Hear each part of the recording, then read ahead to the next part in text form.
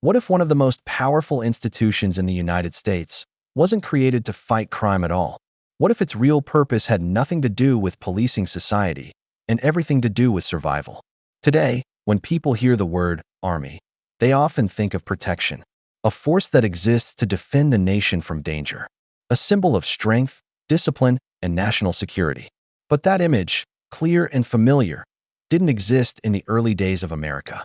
In fact, when the United States was first created, many of its leaders were deeply uncomfortable with the idea of a permanent army. They had a reason for that. Just years earlier, they had fought a long and difficult war against the American Revolutionary War. They had experienced what it meant to live under the shadow of a powerful military controlled by a distant authority. To them, a standing army wasn't just a tool of defense, it was a potential threat to freedom itself. So when the war ended, they made a choice. They avoided creating a permanent military force. Instead, they relied on militias, ordinary citizens who could take up arms when needed and then return to their normal lives. It was a system built on trust, a belief that the people themselves could defend the nation without the need for a powerful centralized army. At first, it seemed like the right decision. But the world outside the young United States was not simple. It was not calm, and it was certainly not waiting for this new nation to figure things out. There were powerful empires still active, borders that were unclear, conflicts that hadn't been fully resolved. And inside the country, tensions were beginning to grow. Slowly, quietly, a problem began to emerge. The same leaders who feared the dangers of a standing army were now facing a different kind of fear, the fear of not having one. Because without a strong, organized force, the country struggled to respond quickly to threats. It struggled to maintain order. It struggled to protect its own future. And that's where the story begins to change. The creation of the American Army wasn't a single decision made in a moment of clarity. It was a gradual shift, a response to pressure, to uncertainty, to events that forced leaders to question their original beliefs. Crime was not the driving force behind it. Instead, the real reason lies in something much deeper. It lies in the challenge every new nation must face: how to survive in a world where power matters, where threats are real, and where ideals alone are not always enough. Because in the end, the question wasn't whether America wanted an army. The real question was, did it have a choice? In the late 1700s, the United States was not the global power we recognize today.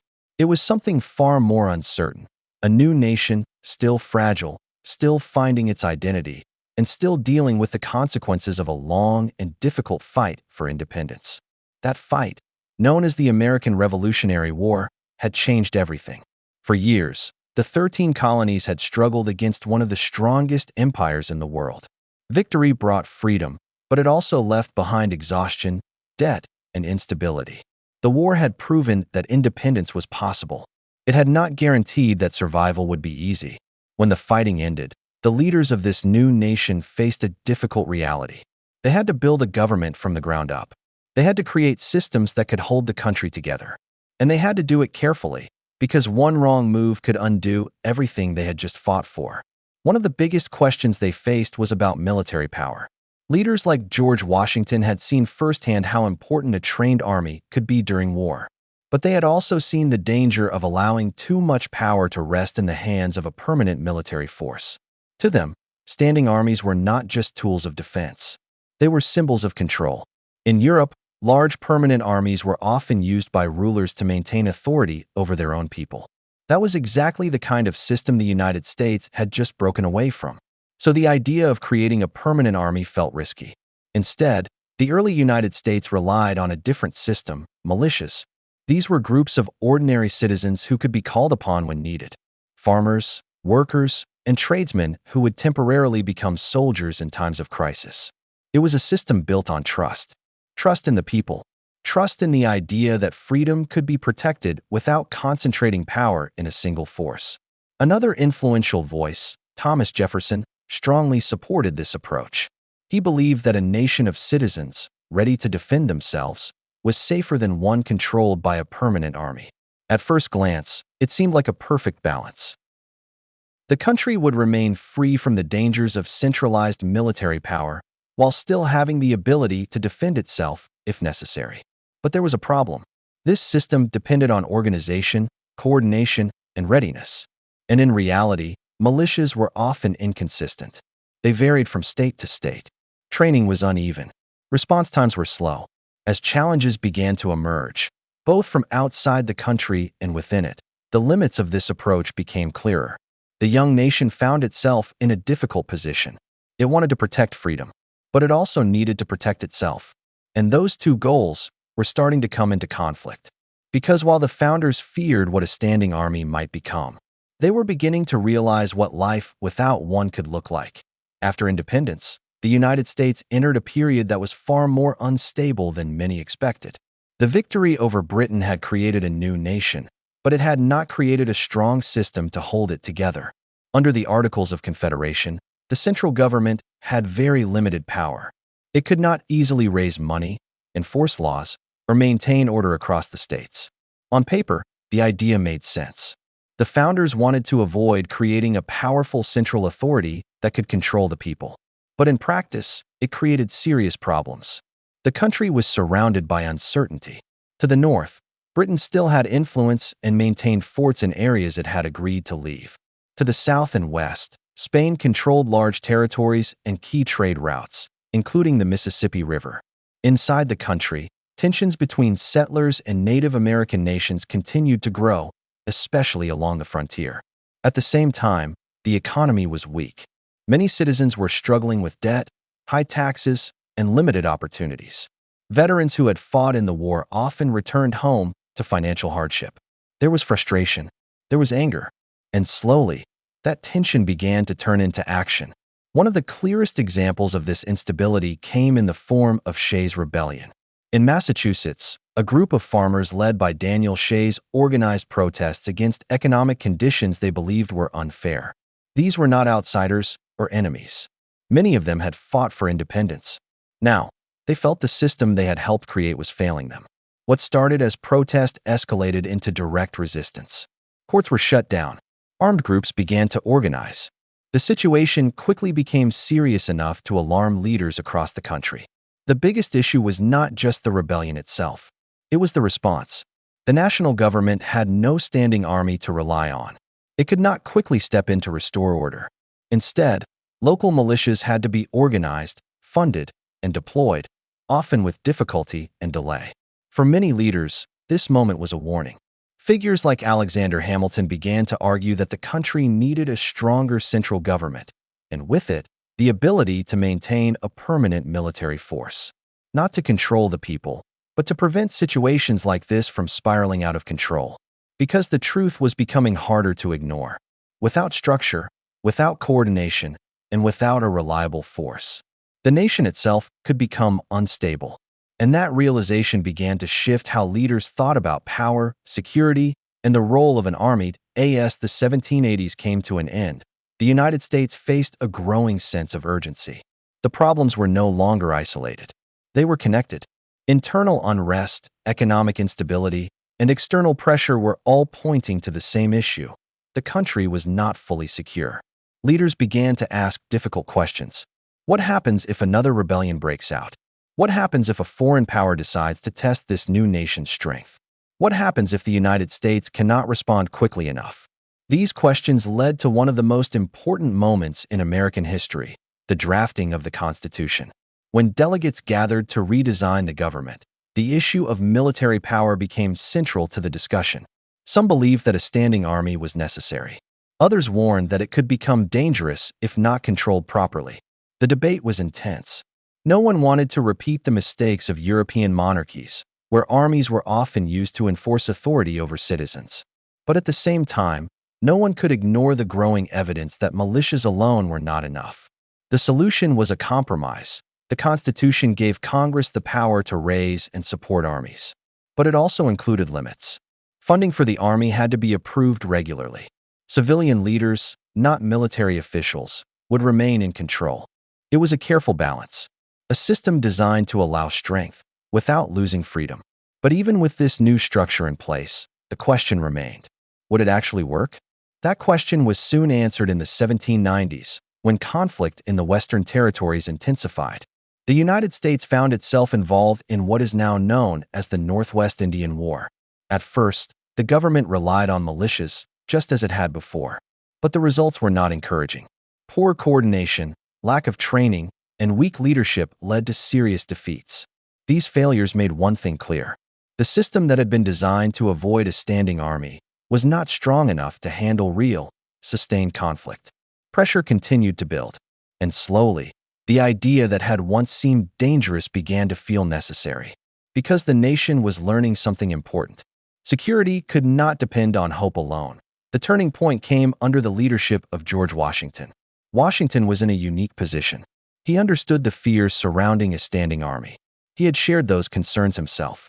But he also understood something equally important: the limits of relying only on militias. During the Revolutionary War, he had seen how difficult it was to maintain discipline, coordination, and consistency with temporary forces. Now, as president, he was facing similar challenges on a national scale. The conflicts in the Northwest Territory had become serious. Early military efforts had failed. Losses had been significant, and the government needed a different approach. So a decision was made. A more structured, professional force would be created. This force became known as the Legion of the United States. It was not a large army by modern standards, but it was organized, trained, and led with clear authority. Soldiers were drilled regularly. Command structures were defined. Discipline was enforced. It was, in many ways, the beginning of a true standing army. Under the command of General Anthony Wayne, this force prepared for a decisive moment. That moment came in 1794 at the Battle of Fallen Timbers. Unlike previous engagements, this battle showed what a trained and coordinated military could achieve. The Legion moved with precision. Orders were followed. Strategy replaced confusion. The result was a clear victory for the United States. But the significance of this moment went far beyond the battlefield. It changed perception. For years, the idea of a standing army had been associated with risk. Now, it was being associated with stability. It proved that a permanent, organized force could protect national interests more effectively than loosely coordinated militias. And perhaps most importantly, it showed that the survival of the nation depended not just on ideals, but on capability. This was not about crime. It was not about policing citizens. It was about control of territory, response to conflict, and the ability to act when necessary. From this point forward, the role of a standing army in the United States would continue to grow, not without debate, not without concern, but with a clearer understanding of why it existed in the first place. After the events of the 1790s, the idea of a standing army became more accepted, but it never became completely uncontroversial. Many Americans still carried the same concerns that existed at the founding of the nation. They worried about centralized power. They questioned whether a permanent military could one day be used in ways that went against the values of freedom and independence. These concerns didn't disappear. Instead, they became part of an ongoing conversation. Over time, the U.S. Army evolved. It expanded during periods of conflict and reduced during times of peace. Its role shifted as the country grew, faced new challenges, and entered new global situations. But its origins remained tied to those early struggles. Historians often look at this period and ask an important question: what truly drove the creation of the army? Some point to external threats. The presence of powerful European nations nearby. The need to defend borders. The importance of maintaining sovereignty in a competitive world. Others focus on internal challenges. Rebellions like Shays' Rebellion. Economic instability. The difficulty of maintaining order without a centralized force. Both perspectives offer valuable insight. Because the truth is not simple. The creation of the army was not based on one event or one fear. It was the result of multiple pressures, all happening at the same time. A young nation trying to survive. A government trying to function. A society trying to remain stable. And in the middle of all of it, a realization that certain tools were necessary, even if they were uncomfortable. That's what makes this story so important. It shows that decisions made in history are not always about clear choices between right and wrong. Sometimes, they are about balancing risks, about choosing between two difficult paths. And that raises a deeper question. Was the creation of the army a compromise, or an inevitable step in the evolution of a nation? The real reason America created its army is not as simple as many people might expect. It wasn't about crime. It wasn't about controlling citizens. And it wasn't part of a single, clear plan from the beginning. Instead, it was a response to uncertainty, to pressure, to the reality that building a nation requires more than just ideas. In the early days, the founders believed that freedom could be protected without a standing army. They trusted in militias. They trusted in the people. And for a time, that system worked. But as challenges grew, both inside the country and beyond its borders, that belief was tested. Again and again, rebellions exposed weaknesses. Conflicts revealed limitations. And slowly, the gap between idealism and reality became harder to ignore. Leaders like George Washington recognized that survival required structure. It required preparation. It required the ability to act quickly and effectively when needed. And so, the army was created, not as a symbol of control, but as a tool of stability, a way to protect borders, a way to respond to threats, a way to ensure that the nation they had fought so hard to build would not fall apart. That doesn't mean the concerns disappeared. Even today, the balance between power and freedom remains an important part of the conversation. The existence of a strong military always raises questions about purpose, about limits, about responsibility. And maybe that's exactly how it should be. Because the story of the American Army is not just about the past. It's about a larger idea, the idea that nations evolve, that they adapt, that they make decisions not just based on what they want, but on what they need. And sometimes, those decisions are not perfect. They are necessary. So when we look back at the creation of the Army, we are not just looking at a historical moment. We are looking at a turning point, a moment where a young nation realized that survival required more than belief. It required action. And the question that still remains is simple. If faced with the same choices today, would any nation choose differently?